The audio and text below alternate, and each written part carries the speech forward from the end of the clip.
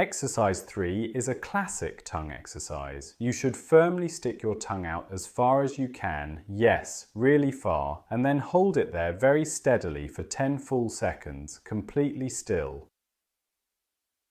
So stick it out like that. Hold it steadily for 10 seconds. Then try to slowly move your tongue towards the tip of your nose or slightly downwards. So, like this. Or I can only move it up, or if it moves down for you, then like that, just as I showed now.